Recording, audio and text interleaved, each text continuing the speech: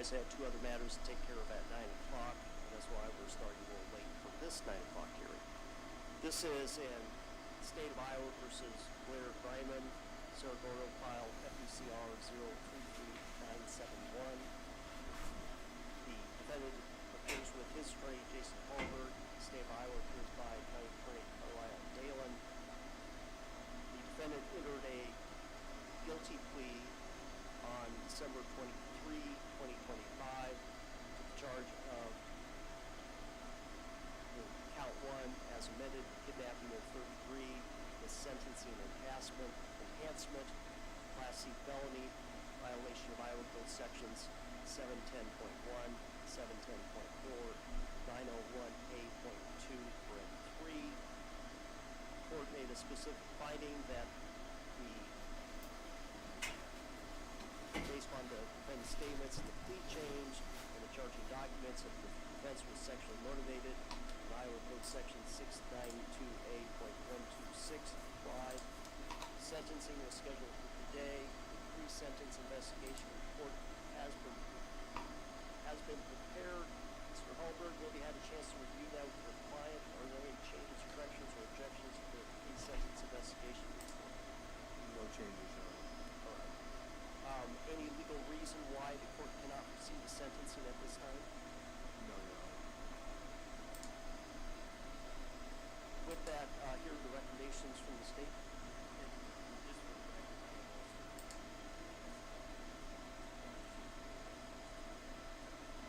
In this matter, Your Honor, it's a 25-year prison term. He has to serve 85% before he's eligible for parole. Based on this charge and the forcible felony nature of it, his felony parole that he's currently on will be revoked. As far as some other matters, there's a fine involved. That fine is $1,370 fine. We are asking that be applied but suspended due to mandatory incarceration. A couple other matters as far as category B, just before I have no objection to the waiver of category B in incarceration. There is restitution going in this matter. The amount of $146.92. That's a little bit more than originally thought with the plea change, but the defense has and are aware of that. They're in agreement with that amount. As far as the no contact order, we're asking that that be extended. As far as the situation with sex offender registry, due to the offense being sexually motivated, registered for sex registry. A couple other matters. We do have a victim, a victim that's willing to come forward and give her feelings about what happened. Hannah Lunning, we've asked that she be able to provide a victim impact statement at the conclusion of this hearing. I think the bottom line, Your Honor, this is unfortunate. Due to extreme criminal thinking, this community is a danger, extreme danger. And I believe that this sentence provides the security that our community needs. He's going to prison. He's going to prison for a very long, extended amount of time. And I think that protects our community. And so I think that the agreement and the sentence in this matter does just that. I believe that satisfies all of the elements of this crime. It also sets forth the sentencing recommendations of the state and the last report makes on the same. All right. Mr. Hallberg, any statement regarding the sentencing? Yes, Your Honor. Just for the record, there's probably no doubt in our minds that parole will be denied, but we just want to make a record that that's probably not currently under the jurisdiction of this court or matter decided today, and that at some point Mr. Greiman may be eligible again for parole. Also, just I think that I will let Mr. Greiman speak for himself for his statement today, and I think that that's where we're at. I just wanted to make the record that his parole is not something that should be under the concern of the court today. Thank you, Your Honor. Mr. Raymond, you have the right of allocution, which means you have the opportunity to tell me anything you want me to know before I decide your sentence. Is there anything you wish to say? All right. Do you have a written statement you're going to be reading? So, as people read, they read faster than most people talk. So I need you to slow down as you read and take a pause once in a while. But go ahead and make sure, Mr. Halbert, make sure he's speaking into the microphone.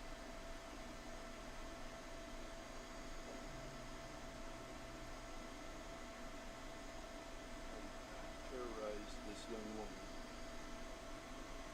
but the Lord filled her with courage and strength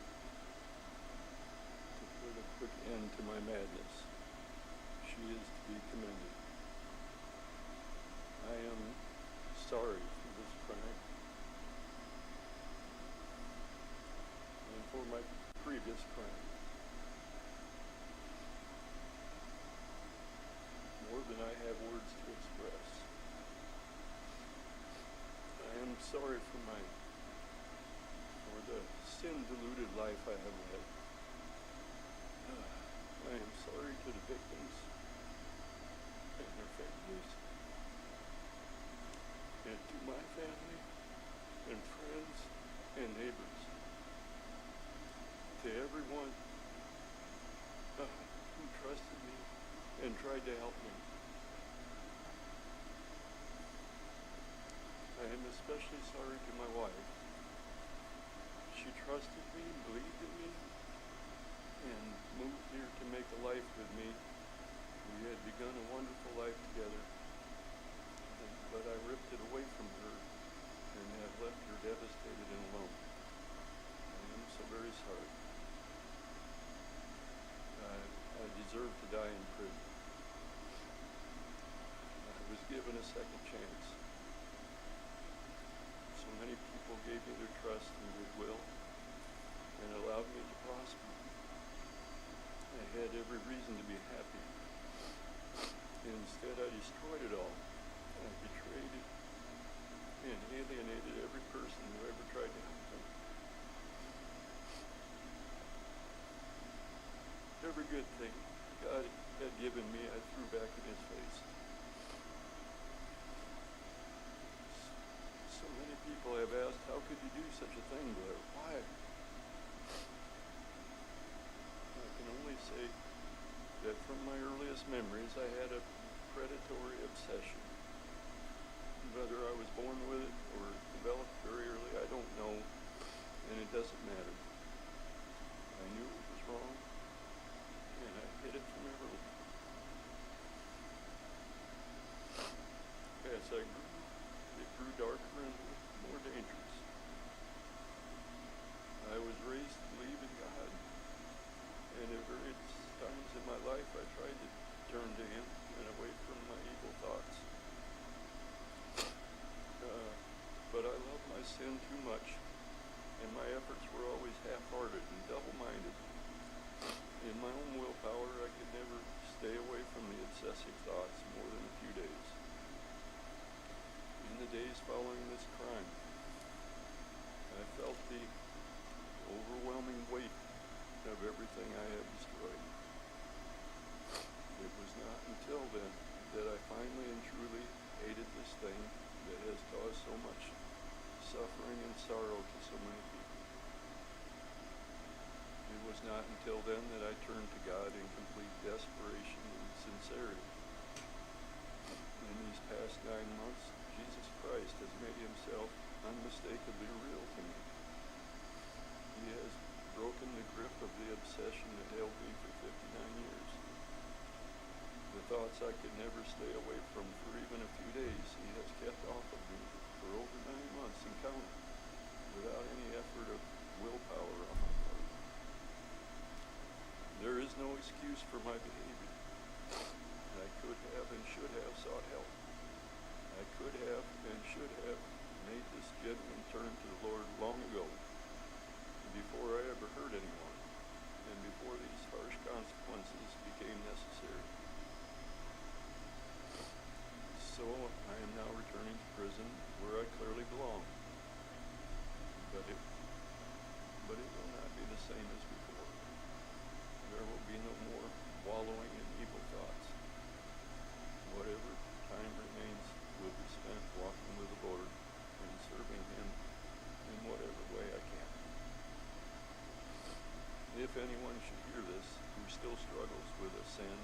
obsession and addiction that threatens their relationships with God, with the people they care about. I urge them to take heed, to stop being deceived, to run to the Lord with an undivided heart. If he will help someone like me, he will most certainly not turn anyone away who comes to him. And you don't have to wait until you've broken things that can't be fixed. Thank you. This time, the court will hear any victim impact statements. Mr. Dalen, who's going to be coming up? Thank you. Hannah Lunning. Ms. Lenning, if you come up here.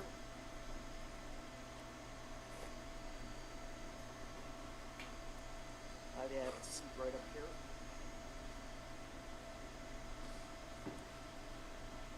Let's have a seat. At the bottom of that microphone is a button that you can put back, make the microphone turn on. There you go.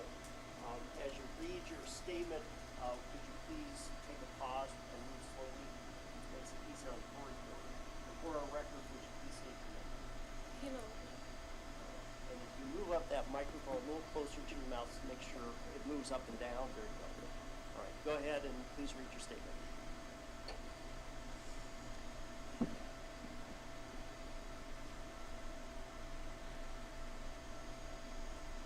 April 30th was supposed to be just another day. I never would have expected it to be the day that changed my life.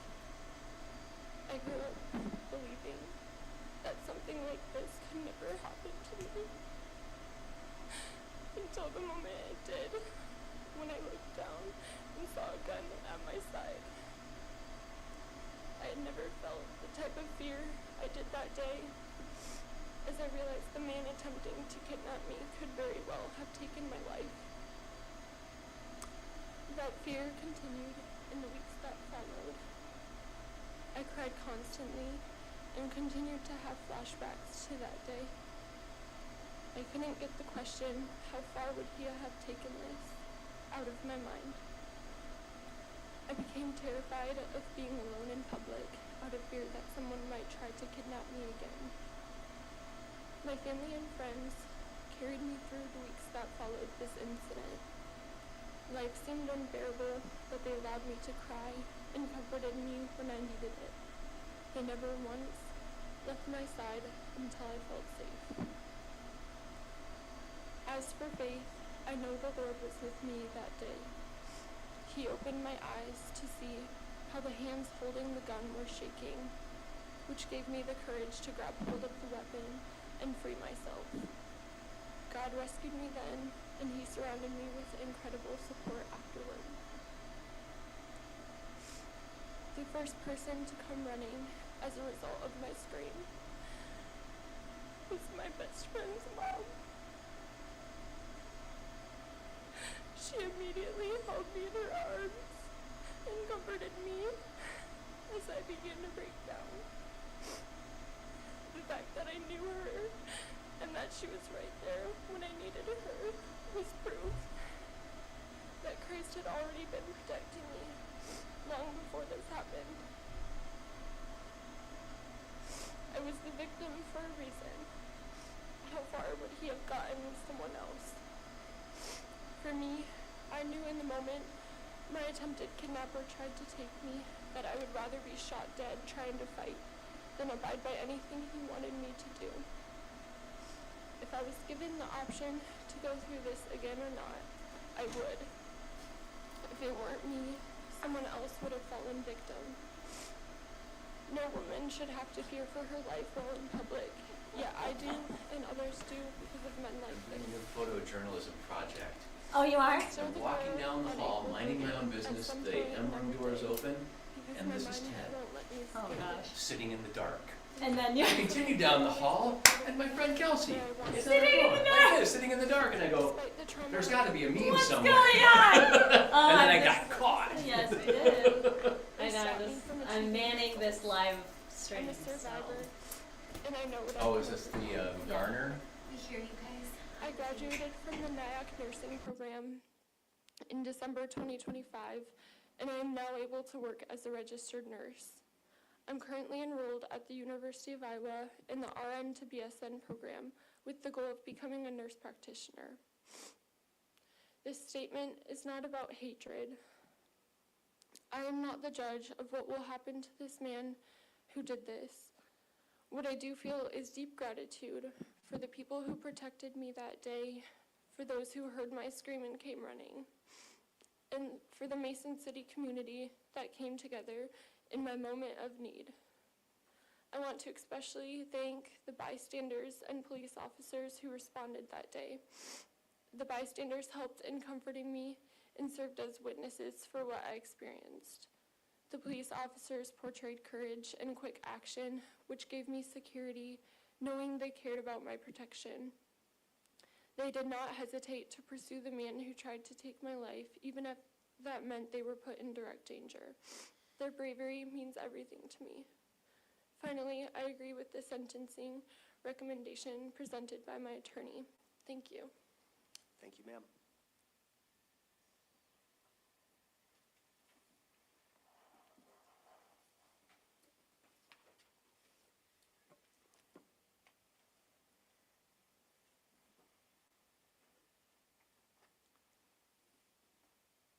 The law of Iowa requires the court impose a sentence that will best provide for the defendant's rehabilitation, protect the community, and deter others from committing similar crimes.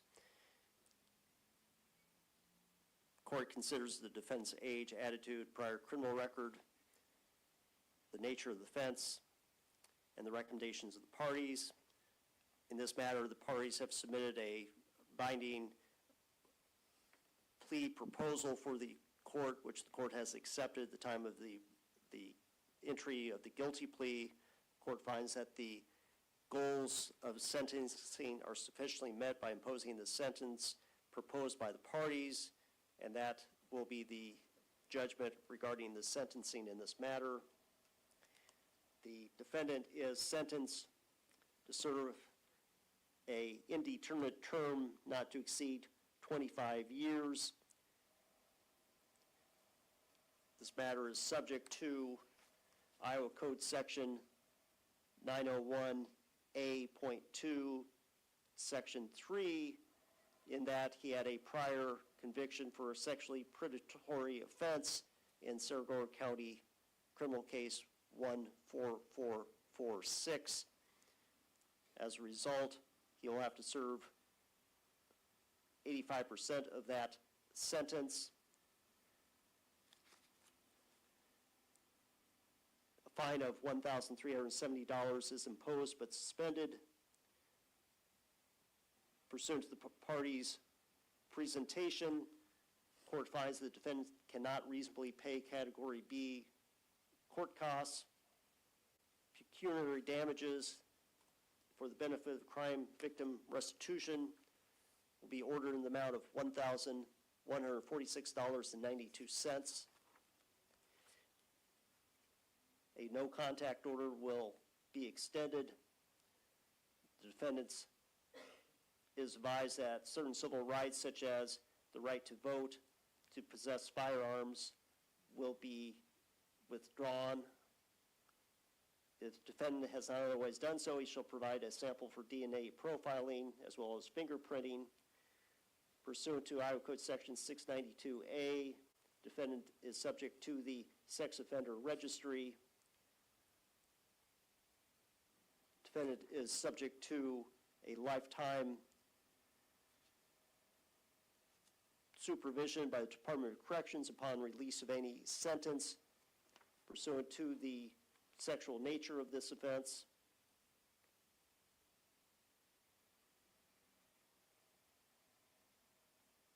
Mr. Dale, before I get to rights of appeal, any other details of sentencing I need to address? The only additional thing was the PSI indicated 901A.2 parens 8, which is that additional term of parole of 2 years. That will be ordered also.